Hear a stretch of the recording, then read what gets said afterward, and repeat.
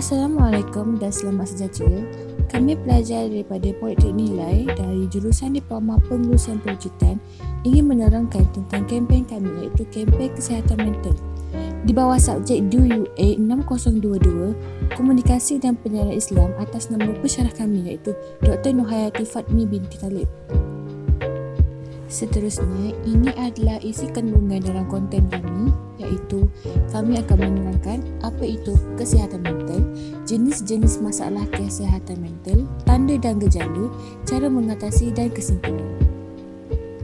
Terlebih dahulu, saya ingin memperkenalkan ahli kumpulan yang terlibat. Yang pertama, Nuridah binti Rosli dan nombor metriknya 23DRM18F2016. Seterusnya, Syahira Nadira binti Muhammad yang nombor metriknya 23DRM18F6033.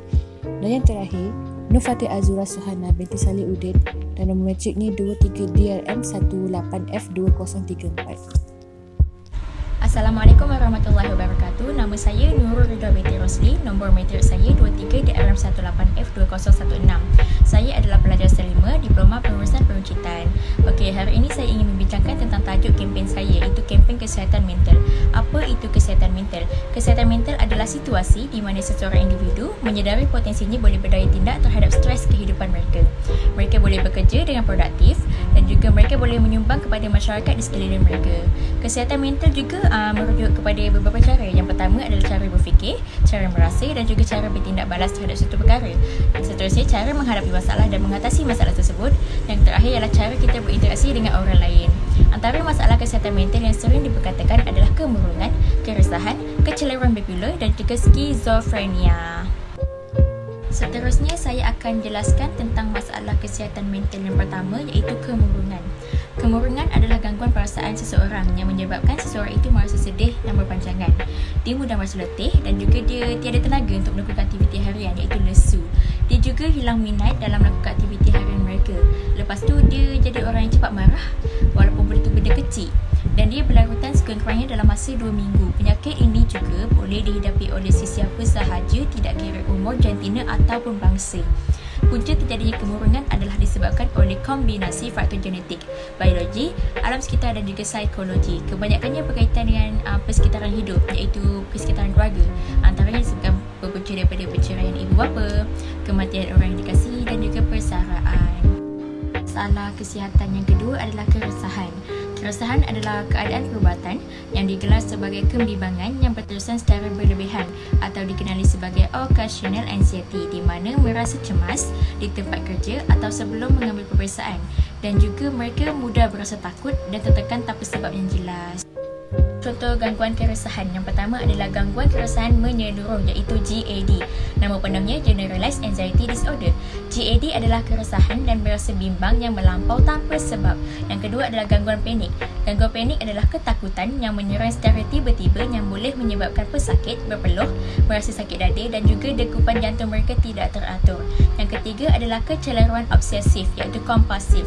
Gangguan keresahan dengan kebimbangan yang tak munasabah yang menyebabkan mereka berfikiran secara ritual yang obsesif. Yang keempat adalah gangguan stres pasca trauma. Ianya tercetus disebabkan traumatik yang berlaku dalam kehidupan harian mereka, contohnya peperangan, bencana alam dan juga kemalangan. Yang kelima adalah gangguan keresahan sosial iaitu rasa bimbang tentang sosial harian hidup mereka yang menyebabkan mereka pengaksiran diri dan tidak berkaitan diri untuk muncul di halayak umum. Yang keenam adalah fobia khusus, ketakutan yang kuat terhadap objek atau keadaan yang tertentu, contohnya takut akan ular ataupun ketinggian. Masalah kesihatan mental yang seterusnya adalah kecelaruan bipolar. Kecelaruan bipolar adalah satu istilah baru yang mendefinisikan satu keadaan di mana seseorang mengalami gangguan mood yang berubah-ubah secara tiba-tiba iaitu antara fasa gembira yang terlampau dan juga kemurungan. Perubahan emosi yang ketara ini menyebabkan masalah dan menyukarkan pesakit untuk menjalani kehidupan harian mereka seperti biasa. Bipolar juga melibatkan dua perasaan yang ekstrim, sama ada terlalu bahagia, terlalu murung ataupun terlalu sedih. Berikut adalah contoh-contoh kecelaruan bipolar yang sering terjadi. Yang pertama adalah kecelaruan bipolar 1, iaitu kehadiran episod mood yang teruk dari kemurungan major kepada mania. Yang kedua adalah kecelaruan bipolar 2, iaitu kehadiran satu atau lebih episod kemurungan major disertai dengan sekurang-kurangnya satu episod hypomanic, iaitu bentuk mania yang lebih ringan. Yang ketiga adalah Kecelaruan siklomatik ia disebabkan berbagai tempoh dengan gejala hipomanik dengan juga gejala kemurungan tetapi tidak pernah penuh disebabkan episod kemurungan major ataupun disebabkan episod yang bercampur.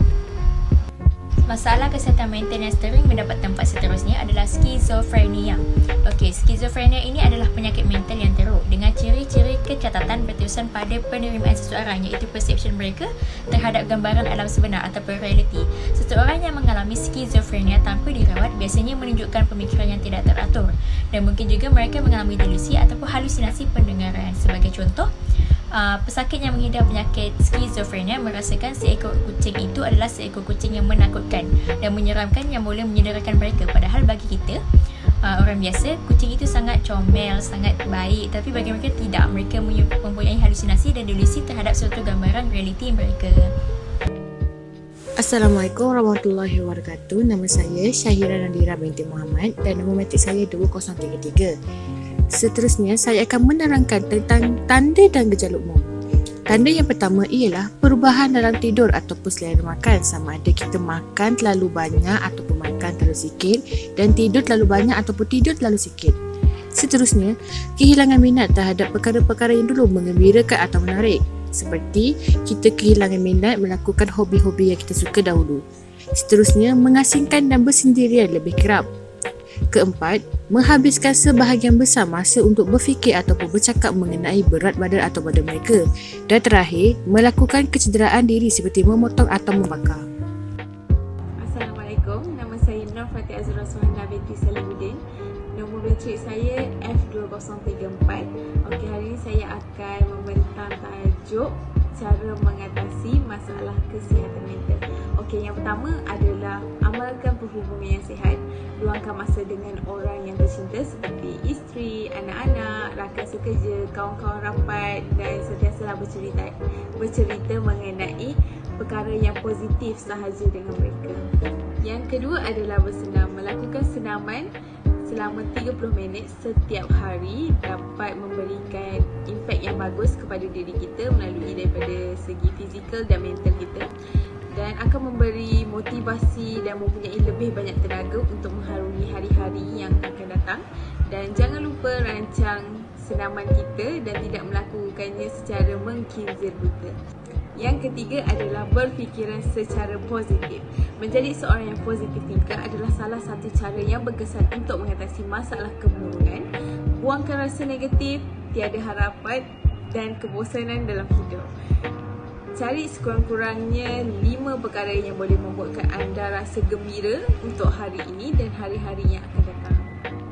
Yang keempat adalah amalkan diet yang seimbang. Kalau terlebih makan dan terkurang makan, pasti badan kita akan memberi impak yang negatif dan fikiran kita akan menjadi seseorang yang lebih negatif.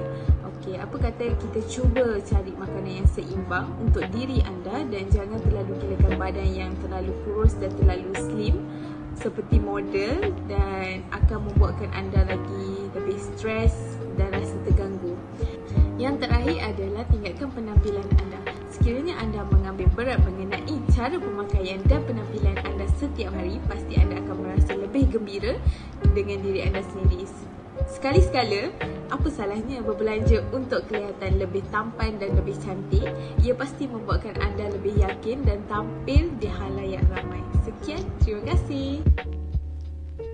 Kesimpulan yang dapat kita ulas mengenai kempen ini ialah setiap masalah atau penyakit yang dihadapi seseorang tidak boleh dipandang ringan. Masyarakat harus lebih sentiasa memandang serius masalah ini dan menghentikan stigma yang negatif terhadap pesakit yang mengidap penyakit ini. Sebagai masyarakat yang prihatin, kita harus bersama-sama memberi sokongan moral dan mental kepada mereka, menghargai mereka dan mendengar luahan mereka. Ini dapat melahirkan rasa tanggungjawab dan empati sesama manusia dan melahirkan generasi yang lebih peka terhadap masa yang akan datang. Jadi, marilah kita bersama-sama menjayakan kempen ini untuk mendidik kita dan orang lain tentang empati sesama manusia dan mengamalkan gaya hidup yang sihat. Sekian daripada kami. Terima kasih.